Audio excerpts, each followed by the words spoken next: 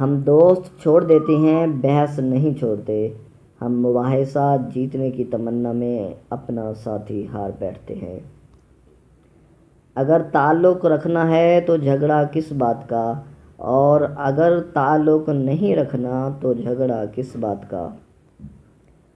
ہر وہ آدمی جو ضرورتوں کے وقت محبتوں کو ترک کر دیتا ہے، وہ آدمی کبھی وفاداری نہیں پائے گا۔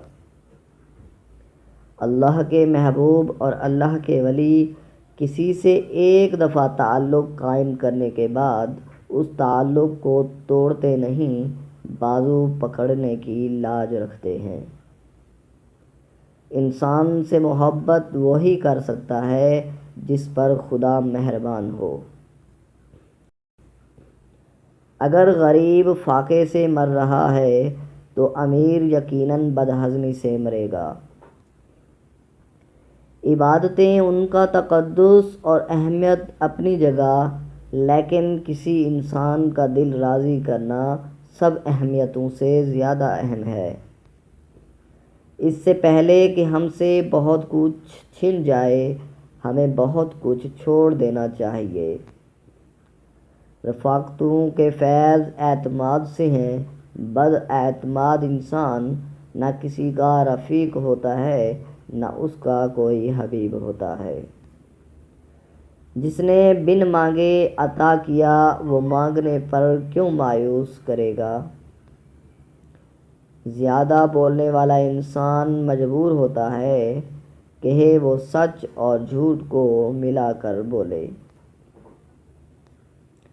محبت پھیلے تو پوری کائنات اور سمٹے تو ایک قطرہ۔ سب کا دوست کسی کا دوست نہیں۔ ہمیں بہت زیادہ علم کے مقابلے میں تھوڑے ادب کی زیادہ ضرورت ہے۔ جس انسان میں ذاتی صفات نہ ہوں، وہ اپنے لباس سے لے کر اپنے مکان تک اپنی ہر چیز کی تعریف چاہتا ہے۔ ہم آرام کی آرزو میں بے آرام ہو رہے ہیں۔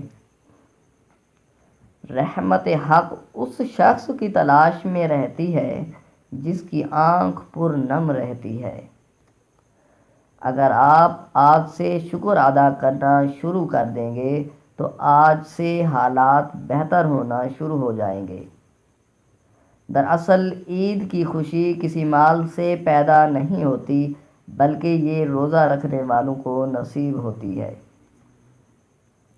ایک دوسرے کے حقوق کے احترام سے ہی معاشرے میں قیام پیدا ہوتا ہے۔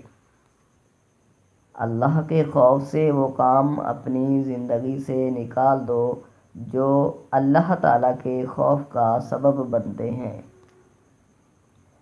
لوگوں سے